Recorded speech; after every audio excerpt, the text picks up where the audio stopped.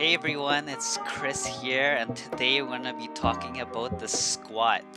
So, the squat is one of the main compound movements, not only to help tone the legs, but it's actually a full body motion where you're using your core tightness and especially your legs. But a lot of things can go wrong. So, today in this video, we're going to be talking about knee pain because a lot of people have a little bit of issues, and there's three different topics that we're going to be covering today that go over why the knee pain sort of happens. So, the first one is we're going to be talking about leaning too far forward, so excess leaning forward.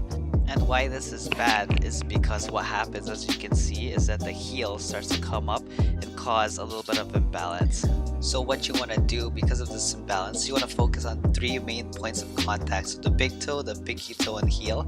So you want that tripod effect. That way you can firmly plant it to the ground, just like so. Just to keep everything stable, keep that pressure on the pinky toe, heel, and big toe, just so you can evenly distribute the weight around.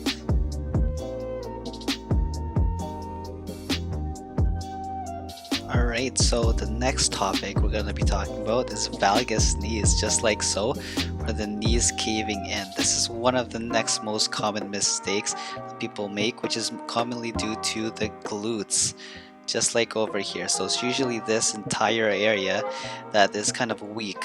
And what we're going to need to do is an exercise that I'm going to be showing you just to really help with that.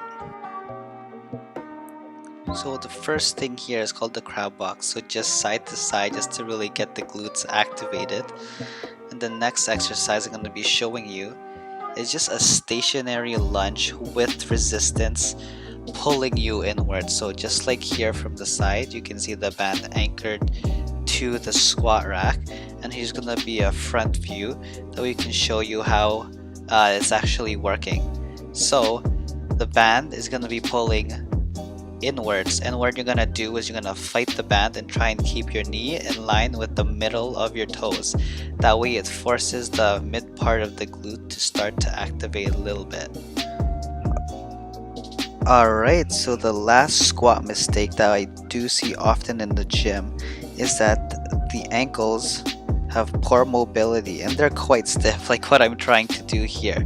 So what happens is that the ankle, because it's so stiff, it's allowing the lower back to arch a little bit, just like this. And because of this, if you take a closer look at the feet, it also causes a little bit of imbalance. So because it's so stiff, you're putting a lot of pressure on the heels, and then the toes start to come up. So here is a little bit of a fix. So what you're going to be doing here is you're going to foam roll your calves, just so it prevents from pulling too much on your heel, and it's going to in turn allow for a greater mobility. This next one over here also assists in doing the same thing. You're just going to anchor a band just to your ankles, and you're just going to grab a weight to help push down on your knees to help drive forward. And doing this a couple times will help in bringing a little bit more mobility to your ankles. So here is the finished product. As you can see right over here, everything is way more parallel. So the shins are parallel with the back, and that's going to cause a really good squat. And when your squat is as mobile as this, it's going to allow you to perform better in terms of having less pain in the lower back. You're going to be able to target the exact muscles properly, such as the quads, the hamstrings, and the glutes, and you're going to have overall better leg workouts with the newfound mobility you have.